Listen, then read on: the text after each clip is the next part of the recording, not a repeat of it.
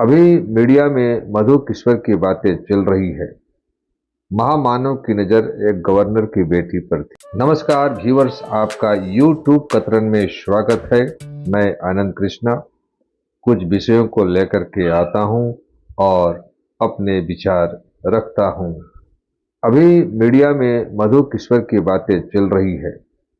महामानव की नजर एक गवर्नर की बेटी पर थी। मधु किश्वर का जो विचार है सिर्फ एक व्यक्ति से रिलेटेड है। वो राजनीति में किस तरह का व्यवहार हो रहा है, राजनीतिक किस तरह से सलूक करते हैं, उस पर ना हो करके पूरी तरह से प्राइम मिनिस्टर पर उनका फोकस है।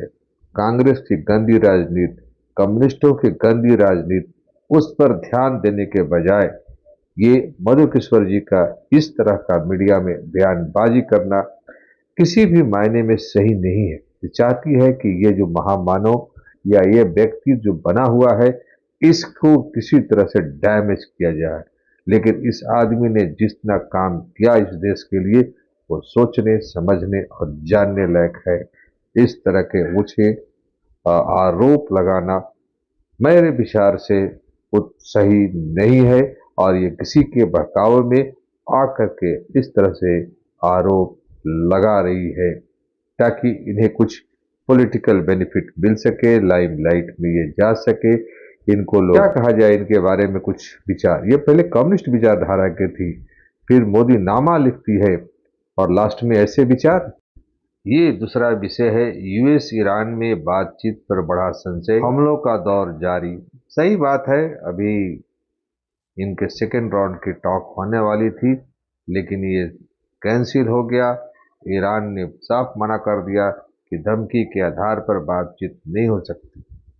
अमेरिका को भी कुछ सोचना चाहिए कि किस तरह से वो व्यवहार कर रहा है।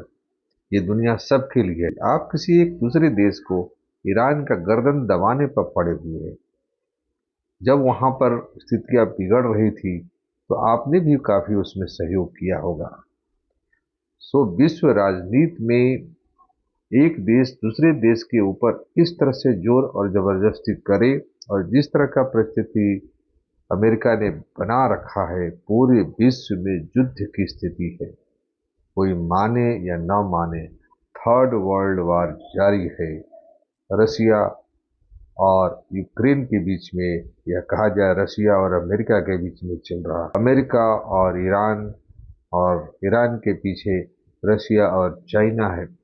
तो लाइक दैट ऐसा सिचुएशन को सोचना चाहिए। पूरे विश्व में के लोग, इतने विद्वान लोग हैं, किसी भी विषय पर इतनी बड़ी बड़ी बातें करने वाले लोग हैं इस दुनिया में, लेकिन कहाँ हैं? कोई नहीं बोल रहा है। सारे के सारे चुप हैं क्योंकि या तो धन दौलत पैसा या किसी का डर किसी को चुप करा कर रखा है। ये आज का जनरेशन है जो हाईटेक जनरेशन है। और ये मेरा तीसरा विचार, इस्लामाबाद जाएंगे ट्रंप। इस्लामाबाद में ये पाकिस्तान के प्राइम मिनिस्टर और वेटिंग के लिए कर रहे हैं, तैयार करे कि हो। कभी कभी बोलते हैं ट्रंप का हम भी आएंगे समझौता में भाग लेने के लिए, लेकिन ये एक जोक और फन है। पाकिस्तान तो कम्प्लीटली मिलिट्री रूल के अंदर आ गया है, क्योंकि इस बार लोकतंत्र के जो भी प्राइम मिनिस्टर हैं उनके साथ में आसिफ मुनीर दिखाई दे रहा है। एक ऐसा कंट्री जो पूरी तरह से मिलिट्री के अंदर में है।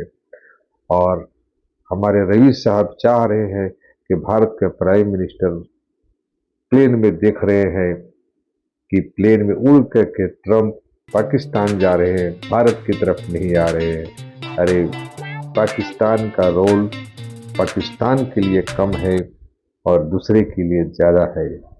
ये देश जो बना है अच्छा है, भारत से अलग हो गया। तो ये रहे हमारे विचार। आशा करता हूँ कि आपको अच्छा लगा होगा। Thanks a lot.